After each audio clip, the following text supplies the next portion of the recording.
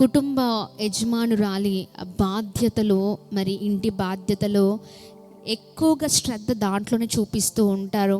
అయితే ఆత్మీయతల విషయంలోనికి రాగానే మరి దేవుని ఆశ్రయించని వారిగా ఉంటూ ఉంటారు. ఎప్పుడు ఇంట్లో పనులే, లేకపోతే ఇంట్లో వారికి ప్రాధాన్యత ఇవ్వడమే, ఇంకా ప్రతి విషయంలో శ్రద్ధ తీసుకునే వారిగా ఉంటూ ఉంటారు. దేవుని దగ్గరికి వచ్చే వరకు నిర్లక్ష్యం చేస్తూ ఉంటారు. అయితే చూడండి, ఏ స్త్రీ అయితే మొదటిగా దేవుని ఆశ్రయిస్తుందో, దేవుణ్ణి ఆశ్రయించిన స్త్రీ ఖచ్చితంగా వారి జీవితం అద్భుతకరంగా ఉంటుందండి. దేవుని ఆశ్రయిస్తే చాలు, ఎలాంటి జీవితమైనా, ఇంకా చెదిరిపోయింది నా జీవితం, ఎందుకు పనికిరాదు నా జీవితం, అంతా అయిపోయింది, ఒక మూడు బారిన జీవితాలు మరి ఉన్నట్లుగా ఉండొచ్చు. అయితే చూడండి, అలాంటి జీవితాలను దేవుని ఆశ్రయిస్తే, అలాంటి జీవితాలు దేవుని ఆశ్రయిస్తే దేవుడు ఎంతగా ఒక వ్యక్తి జీవితాన్ని, మరి ఒక వ్యక్తి కుటుంబాన్ని మారుస్తారో మనం ఈ రోజున చూడబోతున్నామండి. Praise the Lord. గట్టిగా చప్పట్లు కొడుతూ ప్రభు నామాన్ని అందరం కలిసి మహిమ పరుద్దాం. Praise the Lord. Hallelujah, hallelujah. దేవుని నామానికి మహిమ కలుగునుగాక. గట్టిగా చప్పట్లు కొడదామా? ఈ ఉదయకాల సమయంలో నిజంగా దేవుని ఆశ్రయించే మరి వ్యక్తుల జీవితాలు ఆశీర్వదింపబడతాయి. అయితే ప్రాముఖ్యంగా ఈ రోజున మరి ఒక చక్కని స్త్రీ గురించి మనము ఈ స్త్రీల కూడికలో మనం చూడబోతూ ఉన్నాం. మరి ఆ స్త్రీ మరి అందరికీ పరిచయస్తురాలు, తెలియని వారే ఈ స్త్రీ గురించి మరి ఎవరు కూడా ఉండరు.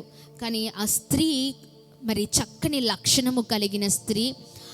ఆమెకున్న మంచి గుణగణాలు, మంచి లక్షణాలను బట్టి ఆమె నిజంగా ఆమె జీవితమే మార్చబడిందండి. ఆమె దేవుని ఆశ్రయించిన విధానం, ఒకప్పుడు ఆమె అన్యజనానికి సంబంధించిన స్త్రీగా ఉంది. మరి ఒక పాపిష్టి జనాంగము, అంటే దేవునికి అసహ్యమైన బ్రతుకును బ్రతుకుతున్న ప్రాంతానికి చెందిన ఆ స్త్రీ ఎప్పుడైతే ప్రభుని ఆశ్రయించడం మొదలుపెట్టిందో ఆమె దీవించబడడం మనం చూసి ఉన్నామండి. మరి ఆమె ఎవరో కాదు, రూతు. మరి ఆమె అద్భుతమైన స్త్రీగా మనము చూడగలుగుతాము.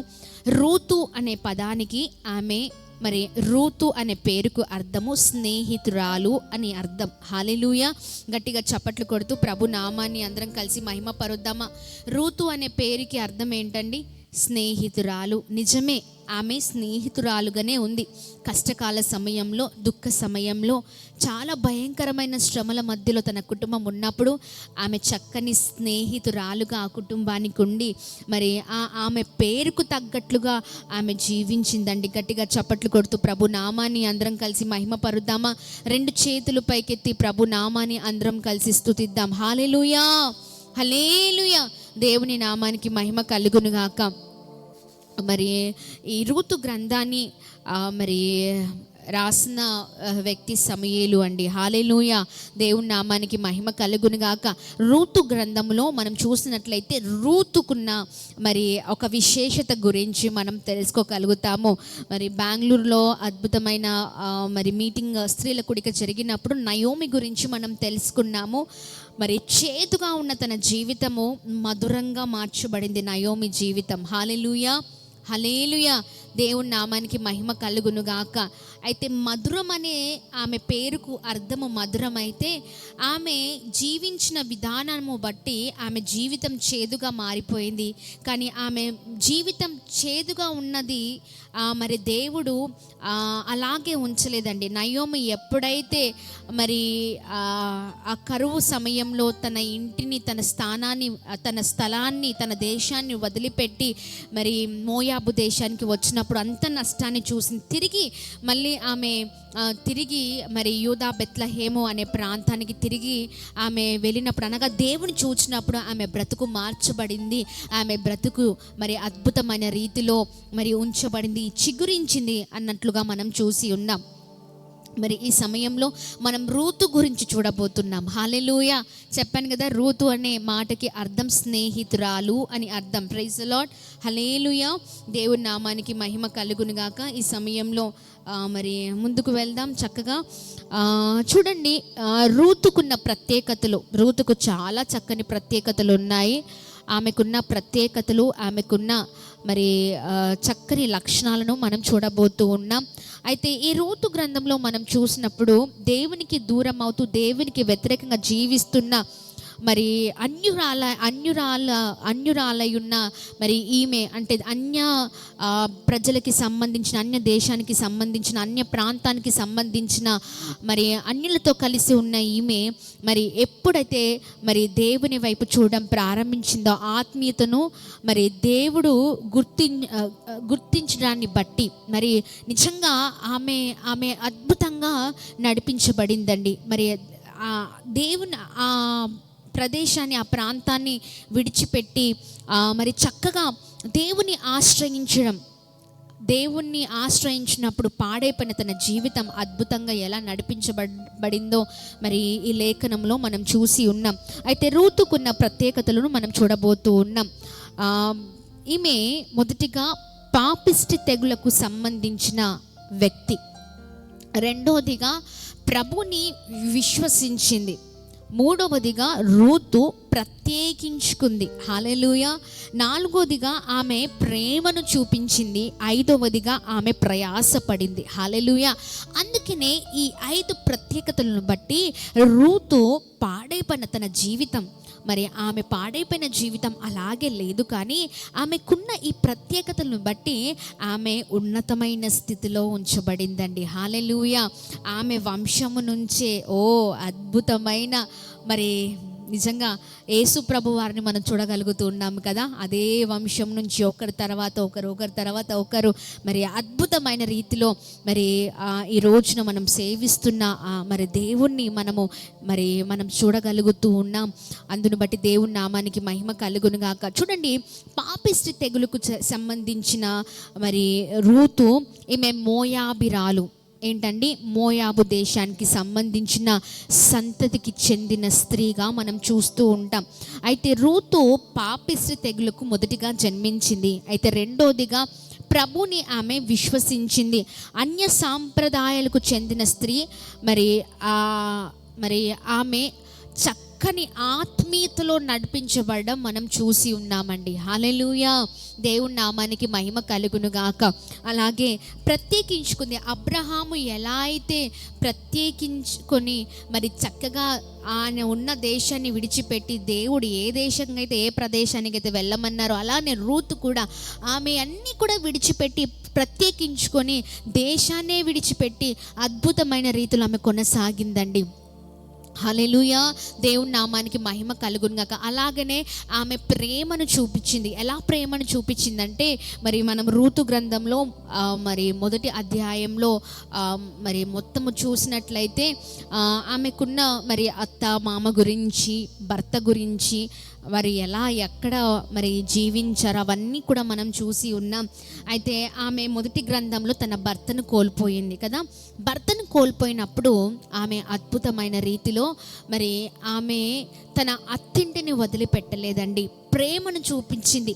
కష్టతరంలో ఉన్న తన కుటుంబము, మరి ఎంతో భయంకరమైన పరిస్థితిలో ఉన్న తన కుటుంబాన్ని ఆమె అక్కడ తన అత్త కుటుంబాన్ని ప్రేమించిందండి. హల్లెలూయా. చూద్దామా?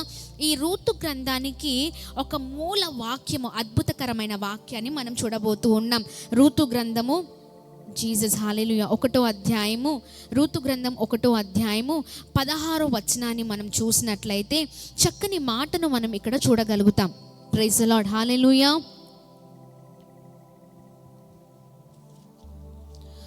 1వ అధ్యాయం 16వ వచనాన్ని మనం చూసినట్లయితే, అందుకు రూతు నా వెంబడి రావద్దనియు నన్ను విడిచిపెట్టమనియు నన్ను బ్రతిమాలుకొనవద్దు. నీవు వెళ్ళి చోటికే నేను వచ్చెదను, నీవు నివసించు చోటునే నేను నివసించెదను. నీ జనమే నా జనము, నీ దేవుడే నా దేవుడు. హల్లెలూయా. గట్టిగా చప్పట్లు కొడుతూ ప్రభు నామాన్ని మహిమ పరుద్దామా? ఈ మాట రూతు ఎవరితో అంటుందంటే తన అత్తతో అంటుంది. అత్త ఆమె అంతా నష్టపోయి ఉంది. నయోమి అంతా నష్టపోయి ఆమె విడిచి వచ్చిన ప్రాంతానికి తిరిగి వెళ్దామని నిర్ణయించుకున్నప్పుడు తనకున్న 2 కోడలను పిలిచి, అమ్మ ఇంకా వద్దు, నాతో మీరు వద్దు అని ఈ మాటలు చెప్తున్నప్పుడు ఓర్పా అనే కోడలు మాత్రం ముద్దు పెట్టుకొని ఆమె తిరిగి తన ఇంటికి వెళ్ళిపోయింది.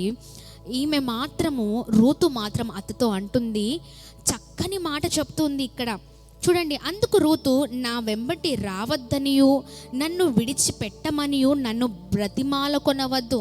అత్తయ్య, నన్ను విడిచిపెట్టమని నువ్వు నన్ను చెప్పొద్దు, లేదా నాతో నువ్వు రావద్దు అని నాతో చెప్పొద్దు. నువ్వు ఎక్కడికి వెళ్తే నేను అక్కడికి వస్తాను. నీ దేశమే నా దేశము, నీ జనమే నా జనము, నీ దేవుడే నా దేవుడు అని అంటుంది గట్టిగా చప్పట్లు కొడుతూ.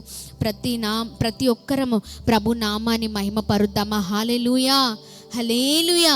దేవుని నామానికి మహిమ కలుగునుగాక. చూడండి,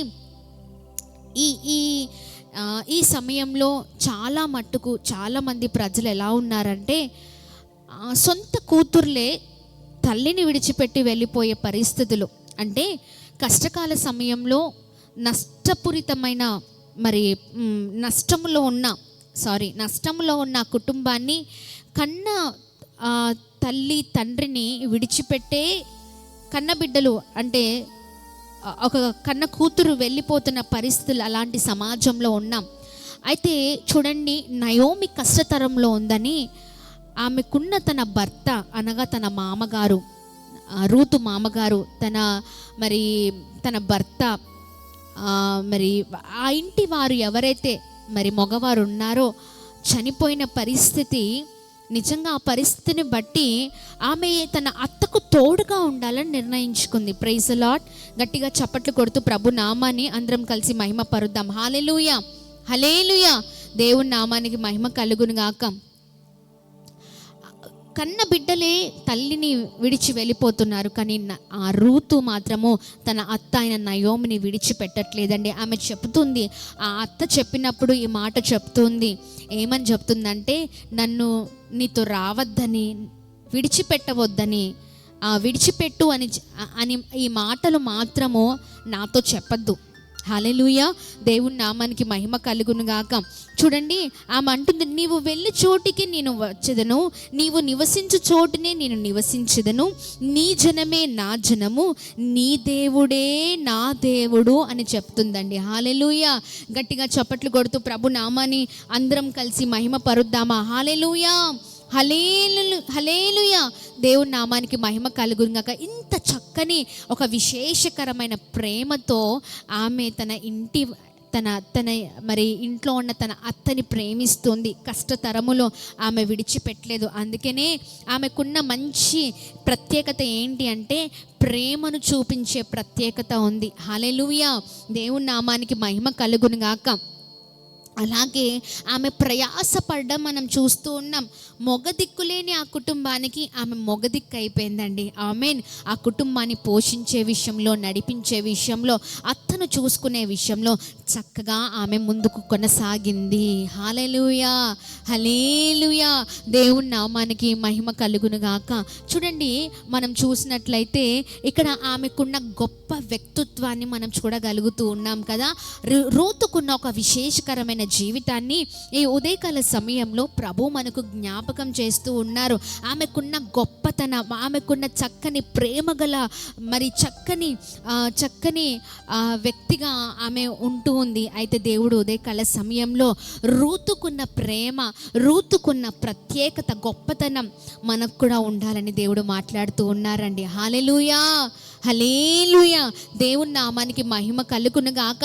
మోయాబు దేశము ఆమె సొంత దేశము, అన్యజనుల ప్రదేశము. ఆ ప్రదేశం దేవునికి ఇష్టము లేని దేశముగా ఉంది, దేవునికి వ్యతిరేకమైన పనులు చేస్తున్న దేశముగా ఉంది. అయితే ఈమె చూడండి, ఆమె అత్త కొరకు ఆ దేశాన్ని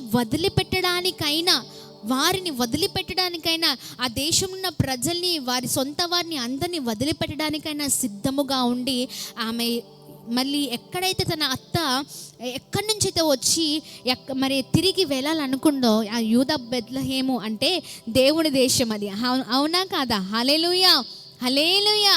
దేవుని నామానికి మహిమ కలుగునుగాక. ఆ దేశానికి వెళ్ళడానికి సిద్ధమైపోయిందండి. హల్లెలూయా. చూడండి ఎంతటి త్యాగము కదా, ఎంతటి ప్రేమ, ఎంతటి గొప్పతనం, ఆమెకున్న విశేషత మామూలు విశేషత కాదు. మనము కూడా మన జీవితాల్లో అలాంటి వ్యక్తిత్వము కలిగిన వ్యక్తులముగా ఉండాలి. హల్లెలూయా. ఆమెకున్న ఆ గొప్పతనాన్ని బట్టి, ఆ ప్రేమ గల గుణాన్ని బట్టి, ఆమెకున్న ఆ మంచితనాన్ని బట్టి, ఆమెకున్న ప్రత్యేకమైన ఈ లక్షణాన్ని బట్టి ప్రభు ఊరికే చూస్తూ ఉంటారా అండి? చూస్తూ ఉంటారా? ఎన్నటికీ మన దేవుడు ఎప్పటికీ చూస్తూ ఉండే దేవుడు కాదు, ఆయన కార్యము చేసే దేవుడై ఉన్నారు. చూడండి, భర్తను కోల్పోయినప్పటికీ ఆమె అత్తను పట్టుకొని ఉండాలి. అత్త ఎక్కడికి వెళ్తే అక్కడ ఉండాలి. అక్కడ అత్త ఏ పరిస్థితిలో మరి ఆమె ఉందో ఆ పరిస్థితిలో ఆమెకు అండగా ఉండాలని నిర్ణయించుకుంది. అందుకనే దేవుడు రూతుని ఊరికే ఉంచలేదండి. హల్లెలూయా. గట్టిగా చప్పట్లు కొడుతూ ప్రభు నామాన్ని అందరం కలిసి మహిమ పరుద్దామా? Praise the Lord. Hallelujah, hallelujah. దేవుని నామానికి మహిమ కలుగును గాక. చూడండి, మనం చూసినట్లయితే రూతు గ్రంథం 2వ అధ్యాయంలో మనం కింద వచనాలు మనం చదివినట్లయితే, ఆమె భర్త చనిపోయిన తర్వాత, రూతు భర్త చనిపోయిన తర్వాత రూతు మరి ఒక మాట 1వ అధ్యాయము 16వ వచనంలో ఒక మాట అంది, అత్త నువ్వు ఎక్కడికి వెళ్తే నేను అక్కడ ఉంటాను, నీ జనమే నా జనము, నాకు ఈ జనముతో పని లేదు, నాకు ఈ వంశం, నాకు ఈ దేశముతో పని లేదు, లేకపోతే ఈ ప్రాంతంలో ఉన్న వారితో పని లేదు. నువ్వే దేవునితో సేవిస్తావో నీ దేవుడే నా దేవుడు, నీ జనమే నా జనము, నీ ఉండే చోటునే నేను కూడా అదే చోటున ఉంటాను నిర్ణయించుకుంది. ఆమెకున్న త్యాగము, ఆ చక్కని ప్రత్యేకత, నిజంగానే ప్రభు ఊరికే ఈ ప్రత్యేకతను చూస్తూ ఊరికే ఉండే దేవుడు కాదు. కనుక చూడండి ఆమెని దేవుడు ఎలా నడిపించారో. రూతు 2వ అధ్యాయంలో కింద వచనాల్లో మనం చూసినట్లయితే, 2వ అధ్యాయంలో మనం చూసినట్లయితే 1వ వచనం నుంచి మనం చూద్దాము. 2వ అధ్యాయం 1వ వచనం నుంచి, నయోమి పెనిమిటికి బంధువుడొకడుండెను, అతడు చాలా ఆస్తిపరుడు, అతడు ఎలిమేలేకు వంశస్థున వాడే ఉండెను, అతని పేరు బోయాజు. మోయాబీయురాలైన రూతు, నీ సెలవైన ఎడల నేను పొలములోకి పోయి ఎవని కటాక్షము పొందగలనో వాని వెనుక పరిగి నేరుకుందునని నయోమితో చెప్పగా, ఆమె నా కుమారి పొమ్మనెను. కాబట్టి ఆమె వెళ్ళి పొలములోనికి వచ్చి, నేను కోయువారి వెనుక పొలములో ఏరుకొనెను. ఆ పొలములో ఆమె పోయిన భాగము ఎలిమేలేకు వంశస్థున వాడైన బోయాజుది. బోయాజు బెత్లెహేము నుండి వచ్చి, యెహోవా మీకు తోడై ఉండును గాక అని చేను కోయు వారితో చెప్పగా, వారు యెహోవా నిన్ను ఆశీర్వదించును గాక అనిరి. అప్పుడు మోయాజు కోయువారి మీద ఉంచబడిన తన పనివాణ్ణి చూచి, ఈ చిన్నది ఎవరిదని అడుగగా, ఈ కింద వచనాల్లో మనం చూసినట్లయితే ఇక్కడ మరి చక్కని మాటలను మనం చూడగలుగుతూ ఉన్నాం. ఈమె అత్తతో ఉండాలని నిర్ణయించుకుంది. అయితే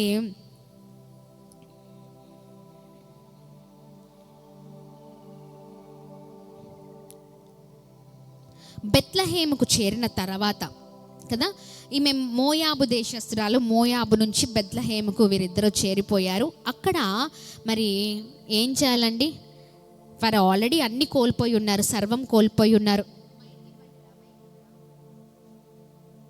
అన్ని కోల్పోయి ఉన్నారు, సర్వం కోల్పోయి ఉన్నారు. అంతా కూడా అప్పటికే వారి జీవితంలో నష్టాన్ని చూశారు. అయితే వారు పోషింపబడాలి, అవునా కాదా? సో పోషింపబడాలి అంటే ఏదో ఒకటి చెయ్యాలి.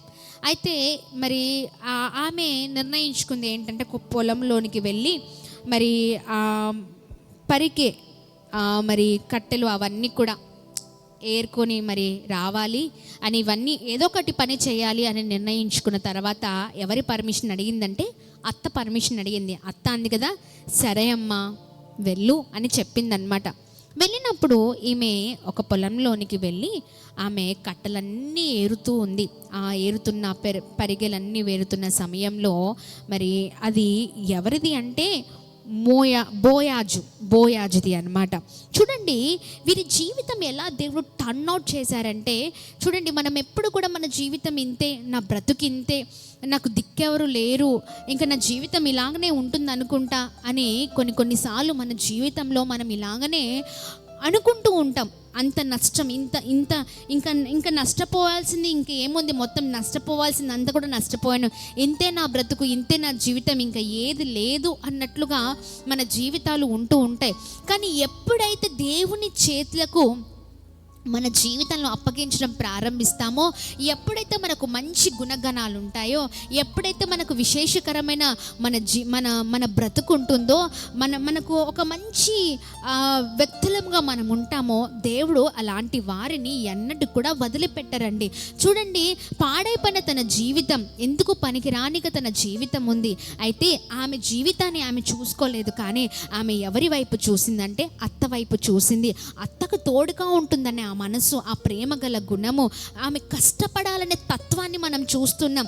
అత్త కొరకు కష్టపడాలి, ఒక మొగదిక్కుగా అవ్వాలి. హల్లెలూయా, దేవుని నామానికి మహిమ కలుగును గాక. ఏంటండి, మొగదిక్కు లేని ఆ కుటుంబానికి మొగదిక్కుగా నేను మారాలి అని ఒక చక్కని తీర్మానము ఆమె తీసుకొని ఉంది. అందుకనే ఆమె వెళ్ళి పని చేయాలని నిర్ణయించుకుందన్నమాట. ఆ సమయంలో చూడండి, ఆమెకున్న ఆ ప్రయాసపడే ఆ మనసును బట్టి చూడండి, 10వ వచనాన్ని 11, 12 వచనాలు ఒకసారి చదువుదామా? 2వ అధ్యాయము. అందుకు ఆమె సాగిలపడి తల వంచుకొని ఏమి తెలిసి పరదేశినైన నా యందు లక్ష్యముంచునట్లు నీకు కటాక్షము కలుగును అని చెప్పగా, బోయాజు నీ పెనిమిటి మరణమైన తరువాత నీవు నీ అత్తకు చేసినదంతయు నాకు తెలియజేయబడెను. హల్లెలూయా, హల్లెలూయా. చూడండి, ఈమె గురించి చుట్టుపక్కన వాళ్ళు ఈమె గురించి మంచి మాటలు చెప్పారండి. హల్లెలూయా, హల్లెలూయా. ఆమెకున్న మంచి లక్షణాలను బట్టి, ఆమెకున్న ప్రత్యేకతను బట్టి అందరూ ఆమె గురించి చెప్పుకుంటున్న సమయంలో బోయాజు కూడా ఆమె గురించి తెలిసిపోయింది. హల్లెలూయా, దేవుని నామానికి మహిమ కలుగును గాక. అందుకే నేను ముందు వచనాలలో 8వ వచనంలో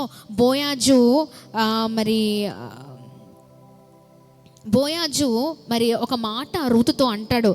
ఏమని అంటాడంటే, 8వ వచనం చదవండి ఒకసారి, 2వ అధ్యాయం 8వ వచనం. అప్పుడు బోయాజు రూతుతో నా కుమారి నా మాట వినుము, వేరొక పొలములో ఏరుకొనుటకు పోవద్దు, దీనిని విడిచిపోవద్దు, ఇచ్చట నా పనికత్తెల యొద్ద నిలకడగా ఉండుము, వారు కోయి చేను కనిపెట్టి వారిని వెంబడించుము, నిన్ను ముట్టకూడదని యవనస్తులకు ఆజ్ఞాపించి ఉన్నాను, నీకు దాహమగునప్పుడు కుండల ఎద్దుకు పోయి పనివారు చేదిన నీళ్లు త్రాగుమని చెప్పాను. హల్లెలూయా, హల్లెలూయా, దేవుని నామానికి మహిమ కలుగును గాక. ఈమె పరికలు మరి వేరుకుంటున్న సమయంలో బోయాజు, అదే తన పొలమే కాబట్టి బోయాజు వచ్చి, ఈమె ఎవరు, కొత్తగా కనిపిస్తుంది, ఈ వ్యక్తి ఎవరు అని అడిగినప్పుడు, అక్కడున్న వారందరూ ఆమె గురించి చెప్పినప్పుడు ఆమెకున్న విశేషతను గురించి ఎవరు తెలుసుకున్నారంటే బోయాజు తెలుసుకున్నాడండి. హల్లెలూయా, దేవుని నామానికి మహిమ కలుగును గాక. వీరి జీవితంలో, ఈ నయోమి రూతు జీవితంలో, ఈ అత్తాకోడల జీవితంలో అంత కోల్పోయారు. వారికి ఉన్న ఆ వ్యక్తులను, ఆ మొగదిక్కును మొత్తం కోల్పోయారు. అయితే దేవుడు ఏం చేశారంటే ఒక కొత్త వ్యక్తిని వారి జీవితంలో మరి రానిచ్చారండి. చూడండి, ఆ బోయాజు తెలుసుకున్న సమయంలో అయితే ఆయన అంటున్నాడు ఏంటంటే, నువ్వు వేరొక పొలానికి వెళ్ళొద్దమ్మా, ఇక్కడే ఉండు, ఇక్కడ ఎవరైతే పనివారు ఇక్కడ పని చేస్తున్నారో వారిని వెంబడించు, వారు ఏదైతే చేస్తున్నారో వీరితోనే ఉండు, నీకు ఏది కావాలంటే వాళ్ళన్నీ చేస్తారు, అంతేనా, నీకు ఏది కావాలన్న వారు నీకు సహాయకులుగా ఉంటారు, నువ్వు వేరే పొలానికి వెళ్ళొద్దు అని చెప్పినప్పుడు ఈ మాట అంటుంది, నేను పరదేశినైన వ్యక్తిని, అంతేనా, నేను వేరే దేశానికి చెందిన స్త్రీని. ఈమె ఏ దేశానికి చెందిన స్త్రీ? మోయాబు దేశం అన్య దేశం, అంటే దేవునికి వ్యతిరేకమైన దేశం. ఆ దేశానికి చెందిన స్త్రీగా ఉన్నాను, కానీ ఇప్పుడు యూదా బెత్లెహేముకు వచ్చేసింది ఈమె. నేను వేరే దేశానికి చెందిన స్త్రీనైనా నా గురించి ఏమి తెలుసని మీరు ఇలా చెప్తూ ఉన్నారు? వేరే దానికి వెళ్ళొద్దు, వేరే పొలానికి వెళ్ళొద్దు, ఇక్కడనే ఉండమని చెప్తున్నారు. ఇవన్నీ నా గురించి మంచిగా చెప్తున్నారు. ఇంకొక మాట కూడా చెప్పాడు. ఆయన ఏమన్నారంటే, చూడండి, నీకు దాహమగునప్పుడు కుండలు ఎత్తుకొని పోయి పనివారు చేదిన నీళ్లు త్రాగుమని చెప్పెను. అందుకు ఆమె సాగిలపడి పై వచనంలో దాహము కంటే ముందు నిన్ను ముట్టొద్దని యవనస్తులకు ఆజ్ఞాపించి ఉన్నాను. హల్లెలూయా, హల్లెలూయా. ఈమె ఒంటరి స్త్రీ అని అన్నీ ఆయన తెలిసేసుకున్నారండి. ఎందుకంటే ఆమెకున్న మంచితనము, ఆమె ప్రేమ గల గుణము అత్తని విడిచిపెట్టకుండా ఎక్కడికి వచ్చేసింది? ఆమె దేశాన్ని వదిలిపెట్టి యూదా బెత్లెహేముకు వచ్చింది. యూదా బెత్లెహేముకు వచ్చినప్పుడు సపోజ్ మన ఊరు ఉందనుకోండి, మన ఊరిలో మన గురించి అందరికీ బాగా తెలుస్తుందా తెలీదా? మనం ఎక్కడికి వెళ్ళి తిరిగి వచ్చినా కానీ ఆ ప్రాంతానికి చెందిన వారం కనుక మనం ఎలా పుట్టాము, ఏం చేశాము, ఎక్కడ ఉన్నాము, ఇన్ని రోజులు ఎలా తిన్నాము, మన తాత ముత్తాతల దగ్గర నుంచి అన్నీ తెలుసు. ఎందుకంటే మనం ఆ ప్రాంతానికి చెందిన వారం కనుక. కొన్ని రోజుల ప్రాంతంలో ఉండి వేరే దగ్గరికి వెళ్ళినా ఏం చేస్తున్నామో కూడా అందరికీ తెలుసు, అవునా? తిరిగి వచ్చిన మన హిస్టరీ అంతా చెప్పేస్తాము అంటారు. ఎందుకంటే మనం అదే ప్రాంతానికి చెంది కొన్ని సంవత్సరాలుండి చక్కగా మన జీవితం ప్రయాణమై ఉన్నప్పుడు ఎలా మన జీవితాలు ముందుకు వెళ్ళాయో అందరికీ అన్నీ తెలుసు. అందుకనే ఈ మోయాజుతో రూతు అంటుంది, నేను వేరే దేశస్తురాలి కదా, పరాయి దేశస్తురాలి కదా, నీకెలా నా గురించి తెలుసు ఇవన్నీ అన్నప్పుడు బోయాజు చెప్తున్న మాట ఏంటో తెలుసా అండి? 10వ వచనం నుంచి చదువుదామా?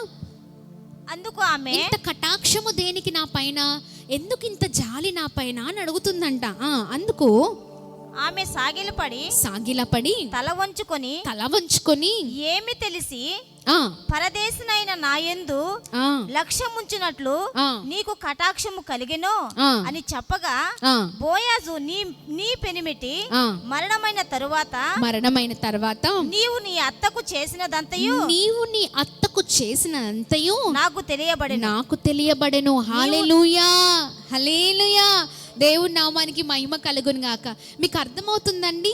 చూడండి, యూదా బెత్లెహేము అనే ప్రాంతానికి చెందిన ఈ నయోమి ఆమె ఈ ప్రాంతాన్ని విడిచి వెళ్ళేటప్పుడు ఎవరితో వెళ్ళింది?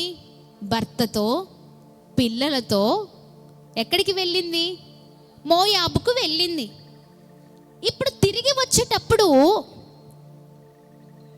పెళ్ళిళ్ళు అయిపోయిన వారికి ఎవరికి పెళ్ళి చేసిందంటే ఇద్దరు పిల్లలకి ఎవరితో పెళ్లి చేసిందంటే మోయాబు దేశస్తురాలికి, అంటే మోయాబు దేశస్తురాలైన మరి ఈ రూతుకి అలాగే ఓర్పాకిచ్చి పెళ్లి చేసింది ఆమె కదా.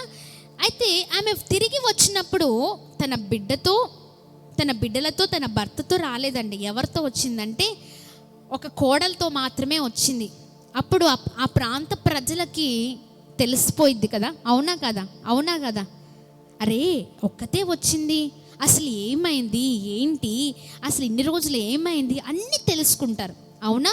వీళ్ళు తెలుసుకున్న సమయంలో ఈమెకున్న కోడలుకున్న మంచి లక్షణాన్ని కూడా ప్రజలు తెలుసుకున్నారండి. హల్లెలూయా, దేవుని నామానికి మహిమ కలుగును గాక. ఇదిగో నయోమి ఆమె ఆ మోయాబు దేశాన్ని నుంచి బెత్లెహేము ప్రాంతానికి వచ్చినప్పుడు ఆమె కోడలతో వచ్చింది. ఆమె కోడలు ఎంత ప్రత్యేకమైన స్త్రీ అంటే ఆమె భర్త చనిపోయినప్పుడు తన అంటే నయోమికి కొడుకు కదా, రూతుకి భర్త కదా.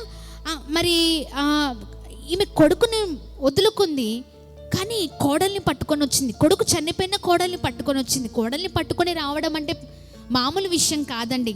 ఈ మధ్యలో కోడలు అలా ఉన్నారంటారా? అస్సలే కదా. కానీ చూడండి, ఈ మత్తతో చెప్పింది, నీ జనమే నా జనము, నీ దేశమే నా దేశము, నీ ప్రజలే నా ప్రజలు, నువ్వు ఎక్కడికి వెళ్తే అక్కడే ఉంటాను అని చెప్పిందంట. హల్లెలూయా, దేవుని నామానికి మహిమ కలుగును గాక.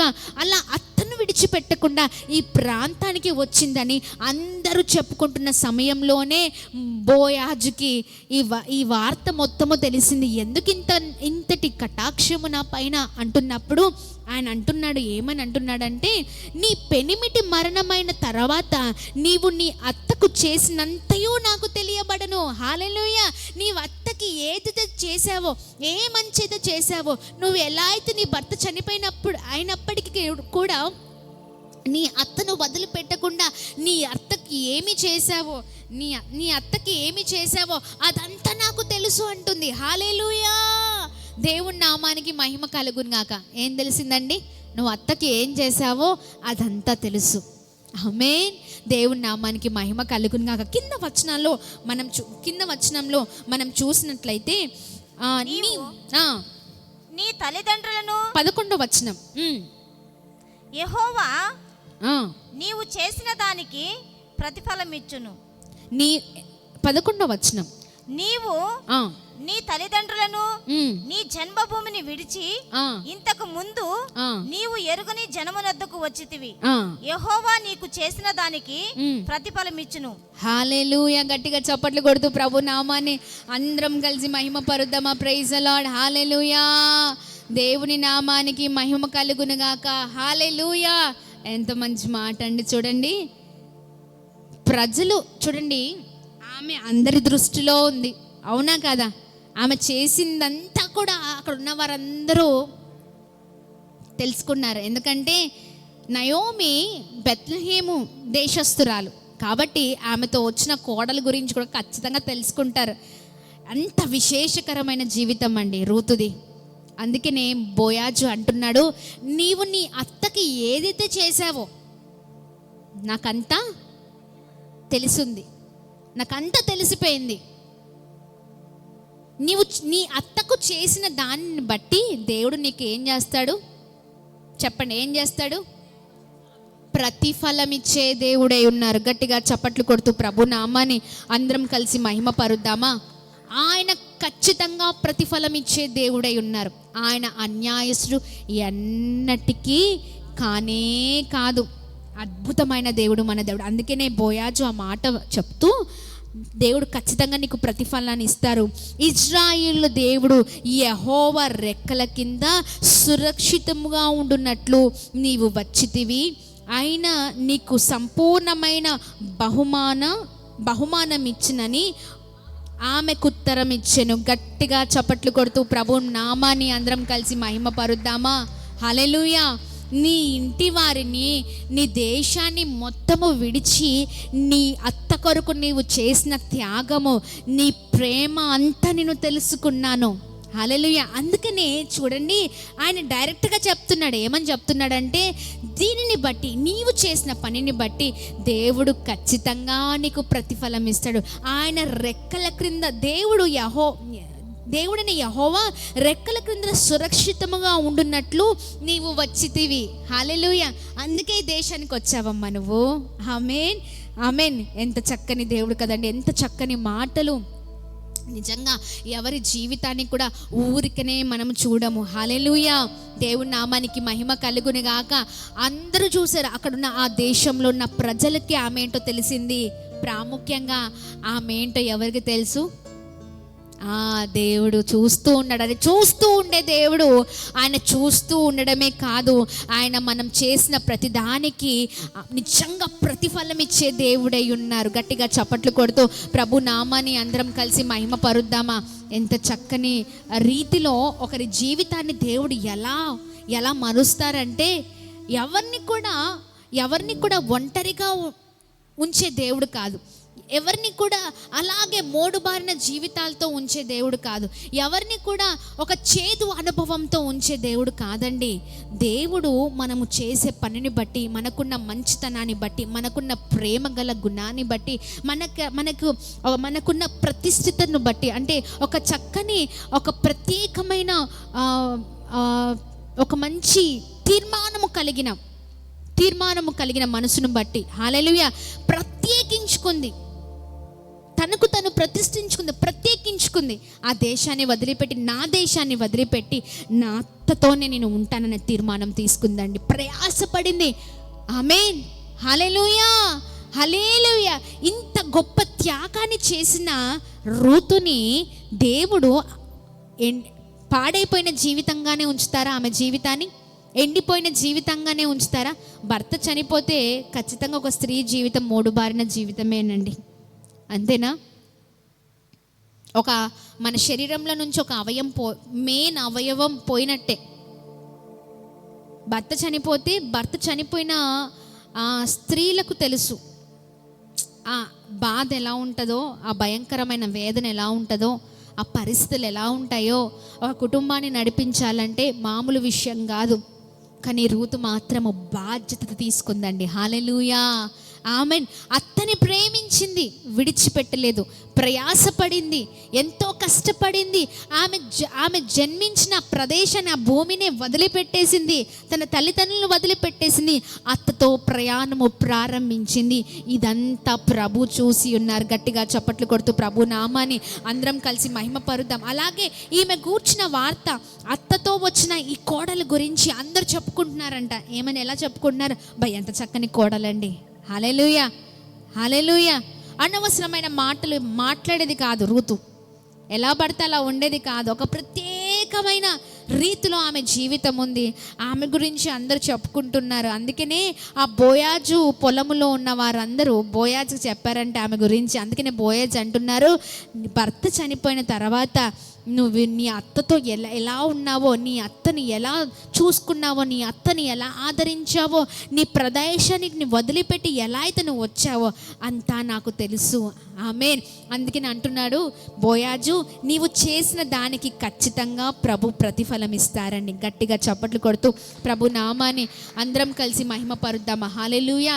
నీవు చేసిన దాన్ని బట్టి, నువ్వు నీ అత్తతో ఉన్న విధానాన్ని బట్టి దేవుడు నీకు ప్రతిఫలం ఇస్తాడు. ఆమేన్. దేవుడి నామానికి మహిమ కలుగును గాక. గట్టిగా చప్పట్లు కొడదామా? గట్టిగా చప్పట్లు కొడదాం. ఇక్కడ చూడండి, ఇవన్నీ మనం చూడగలుగుతూ ఉన్నాం కదా.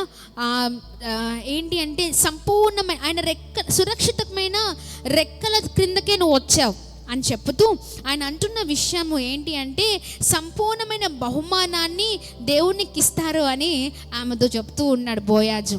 అలాగే మనం చూసినట్లయితే రూతు గ్రంథంలో కింద వచనాల్లో మనం వెళ్ళినట్లయితే 3వ అధ్యాయము 10-11 వచనాల్లో మనం చూసినట్లయితే చూడండి, మోడు పారిన జీవితము ఎలా చిగురించిందో మనం చూడగలుగుతాం.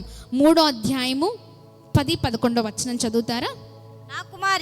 నా కుమారి యెహోవా చేత నీవు దీవెన నొందిన దానవు, కొద్ది వారినే గాని గొప్పవారినే గాని యవనస్తులను నీవు వెంబడింపగా ఉండుట వలన నీ మునుపటి సత్ప్రవర్తన కంటే వెనుకటి సత్ప్రవర్తన మరి ఎక్కువైనది. గట్టిగా చప్పట్లు కొడుతూ ప్రభు నామాన్ని మహిమ పరుద్దాం. హల్లెలూయా, హల్లెలూయా. బాబా, ఎంత చక్కని మాటలు కదండి. అవునా? అవునా? ఎవరు సంపాదించుకున్నారు? రూతు సంపాదించుకుంది ఈ మాటల్ని. హల్లెలూయా. భర్త చనిపోయిన తర్వాత చాలామంది స్త్రీలు భర్త ఉన్నప్పుడు జీవితం ఒకలాగుంటుంది, కానీ భర్త మరణించిన తర్వాత చాలామంది స్త్రీలు ఎలా ఉంటారు చెప్పండి? చాలా మట్టుకు స్త్రీలు ఎలా ఉన్నారండి ఈ రోజున? వేరే వ్యవహారాలు, అంతేనా? వేరే భయంకరమైన అలవాట్లు, భయంకరమైన సంబంధాలు. అసలు ఈ మధ్యకాలంలో భర్త ఉన్నప్పుడే సంబంధాలు, ఇంకా భర్త చనిపోతే విచ్చలవిడే. అవునా కదా? ఉన్నారా లేదా? ఉన్నారు. భర్త ఉన్నప్పుడే చాలా వ్యతిరేకమైన జీవితాన్ని జీవిస్తున్న వారు ఉన్నారు. అసలు ఇంకా భర్త చనిపోతే వారి సొంత నిర్ణయాలు, సొంత ఆలోచనలు, సొంత నడవళ్ళు, సొంత సంబంధాలు. అయ్యో, భయంకరమైన స్త్రీలను మనం చూస్తున్నాం. కానీ ఈమె ఎంత యోగ్యురాలైన గనురాలైన స్త్రీ అంటే ఆమెకి చక్కని దీవెన. చూడండి, యెహోవా చేత దీవెన నొందిన దానవు, కొద్ది వారినే గాని గొప్పవారినే గాని యవనస్తులను నీవు వెంబడింపక. ఎవరిని వెంబడించలేదు. చాలామంది ఆశలు చాలా గమ్మత్తుగా ఉంటూ ఉంటాయి కదా. వాళ్ళున్నట్లుగా ఉండాలి, వీళ్ళున్నట్లుగా ఉండాలి, ఇలా ఉండాలి, అలా ఉండాలి. వాళ్ళు చేస్తున్నారు కదా, వాళ్ళు చేస్తే ఏంటి, వాళ్ళు చేస్తున్నప్పుడు తప్పు కాదు కదా, నేను కూడా చేస్తాను దాన్నే. ఏమవుతుంది, చెయ్యొచ్చు, ఎటైనా వెళ్ళొచ్చు, ఎక్కడైనా తిరగచ్చు, లేకపోతే ఎవరినైనా ఫాలో అవ్వచ్చు అన్నట్లుగా ఆమె లేదండి. ఎవరిని కూడా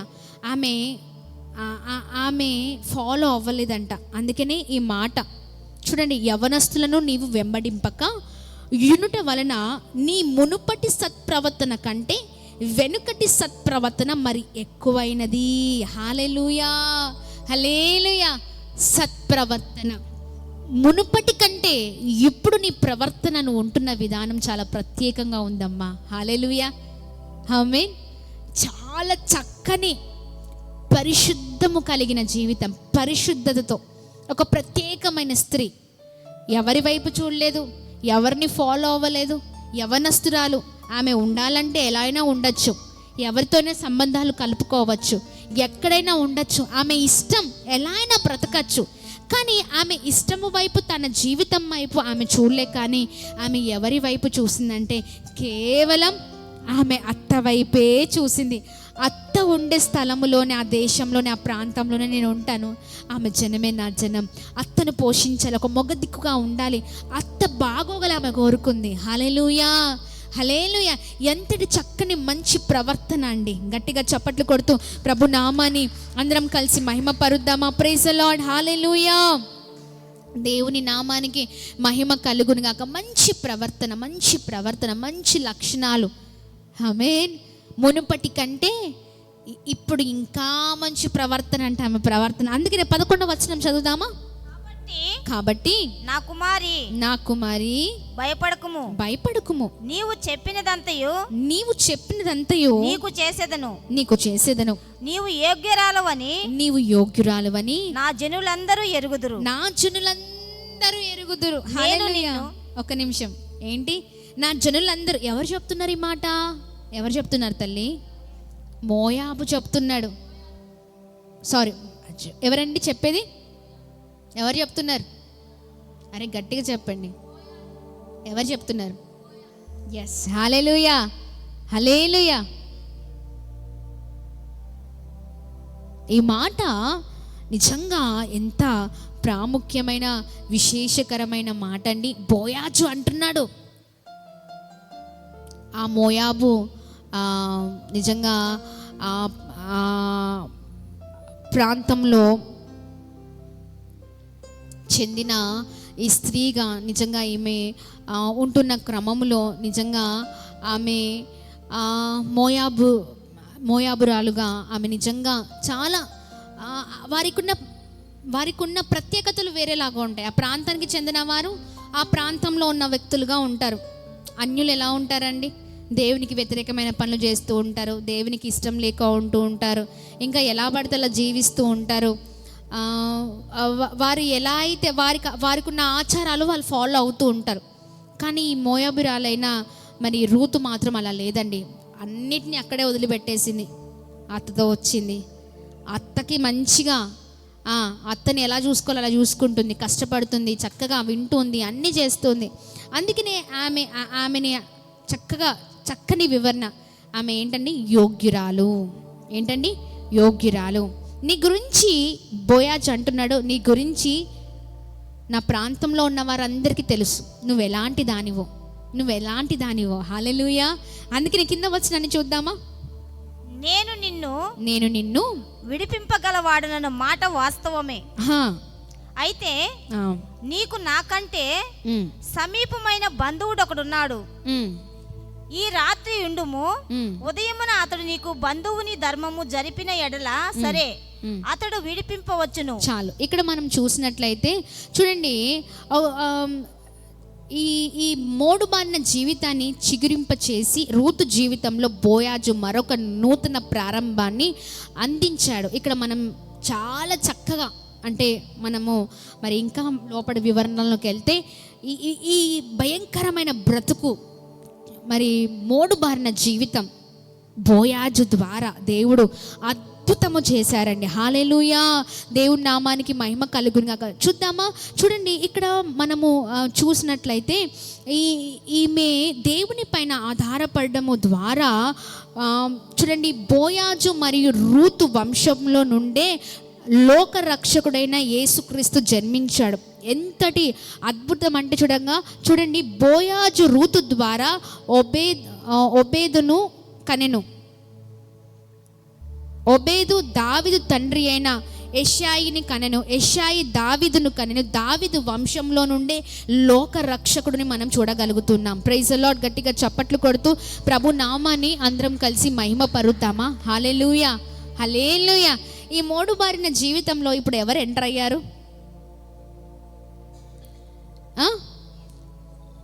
అరే, రూతుది మోడుబారిన జీవితం. రూతు జీవితంలో ఎవరు ఎంటర్ అయ్యారు? బోయాజీ ఎంటర్ అయ్యాడు. హల్లెలూయా.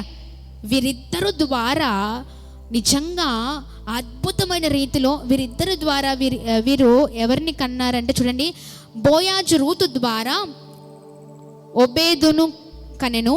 ఒబేదు దావీదు తండ్రి అయిన యెషాయిని కనెను. యెషాయి దావీదును కనెను. యెషాయి ఎవరు కనెను? దావీదును కన్నాడు. ఈ దావీదు వంశంలో నుండే లోక రక్షకుడు యేసయ్య జన్మించడం మనం చూస్తూ ఉన్నాం. గట్టిగా చప్పట్లు కొడుతూ ప్రభు నామాన్ని మహిమ పరుద్దామా? అంటే ఇక్కడ ఎందుకు ఈ మాటల్ని మనం చూడగలుగుతూ ఉన్నామంటే చూడండి, ఒక చేదు జీవితం, ఒక మోడుబారిన జీవితాన్ని దేవుడు అలాగనే ఉంచే దేవుడు కాదండి. ఆయన మోడుబారిన జీవితాలను చిగురించే దేవుడై ఉన్నారు.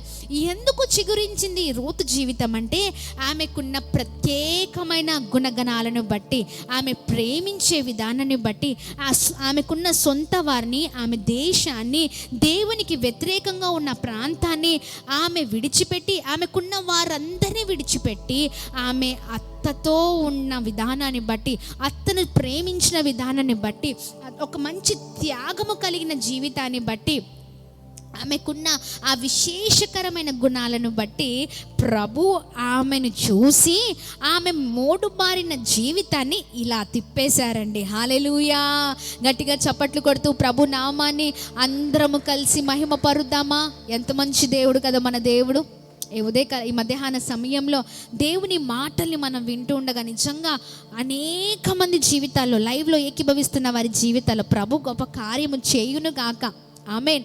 మన జీవితాల్లో కూడా మనం ఇలాంటి లక్షణాలు కలిగిన వ్యక్తులుగా ఉండాలండి. ప్రేమించే విషయంలో, ఒక చక్కని తీర్మానం తీసుకునే విషయంలో, ఒక ప్రత్యేకత కలిగి ఆమెకి ఇష్టానుసారమైన జీవితాన్ని జీవించవచ్చు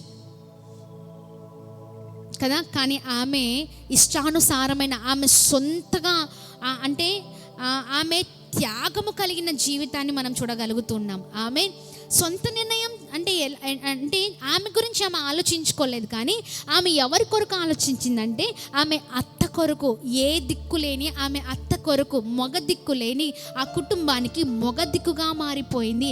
ప్రేమించింది, ప్రయాసపడింది, కష్టపడింది. ఇదంతా ఎవరు చూశారంటే, ఒక ప్రాంతం నుంచి మరొక ప్రాంతానికి రావడం అంటే అది ఈజీ కాదు. ఈజీయా అండి? ఈజీ కాదు. అందరినీ విడిచిపెట్టి రావాలి అంటే అది చాలా టఫ్. విడిచిపెట్టిన వారికి తెలుస్తుంది, దేవుని కొరకు ఏదైనా త్యాగం చేసిన వారికి తెలుస్తుంది.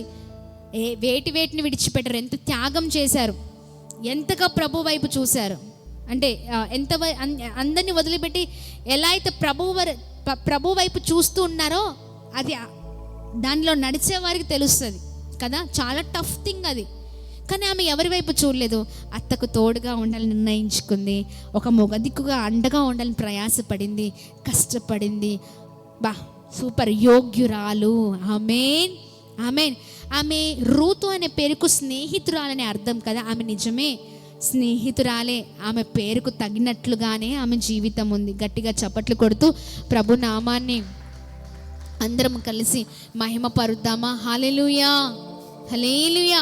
దేవుడి నామానికి మహిమ కలుగును గాక. చక్కని జీవితం అండి. అందుకనే ఆమె మోడుబారిన జీవితాన్ని ప్రభు చిగురించారు. హల్లెలూయా.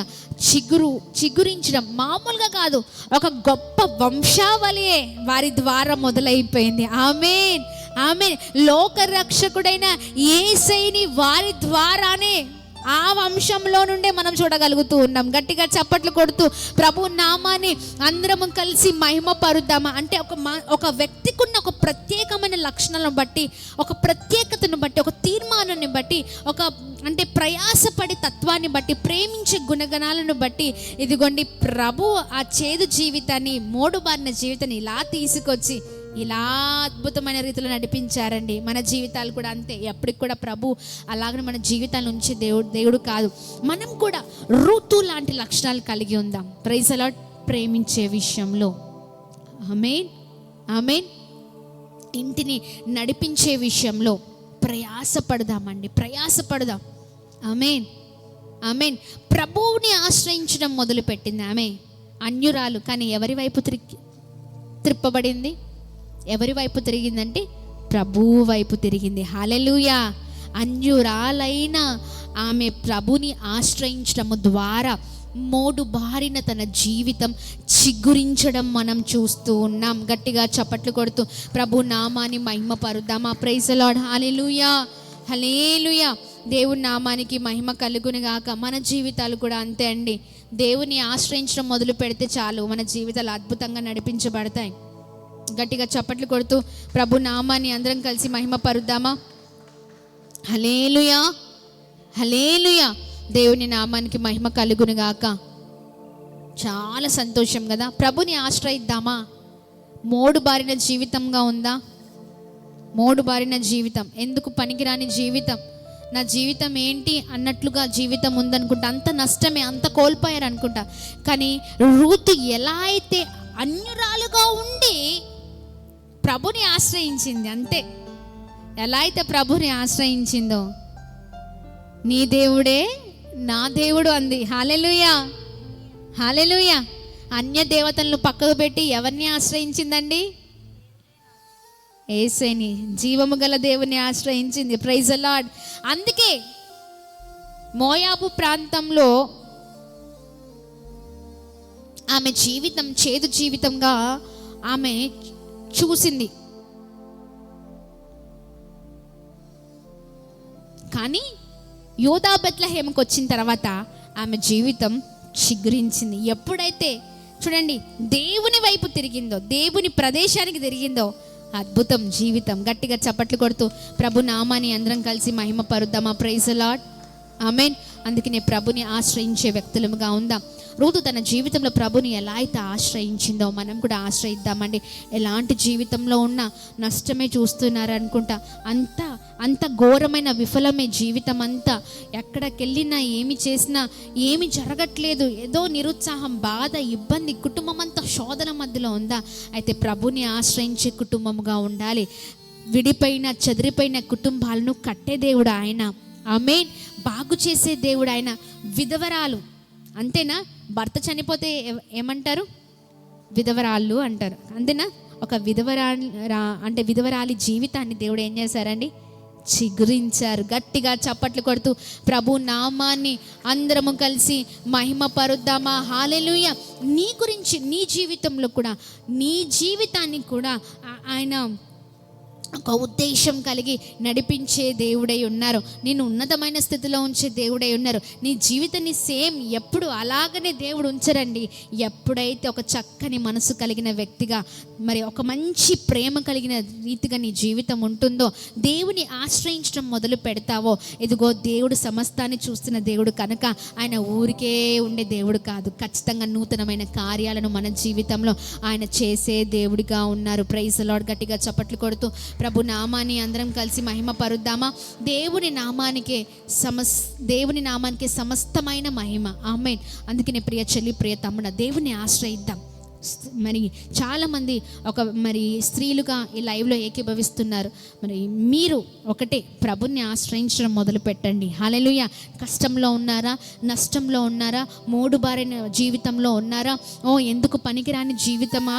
జీవితం, లేకపోతే అంతా కూడా మొత్తం ఎక్కడ చూసినా ఏ దిక్కు చూసినా మొత్తం సర్వం అంతా శూన్యంగా ఉందనుకుంటా. కానీ ఆ శూన్యంలో అద్భుతాన్ని చేసే దేవుడు మన దేవుడు. ఆమేన్. మన జీవితం అద్భుతంగా మారాలంటే ఆయన చేతులకు మన జీవితాన్ని అప్పగిస్తే చాలండి. ఆమేన్.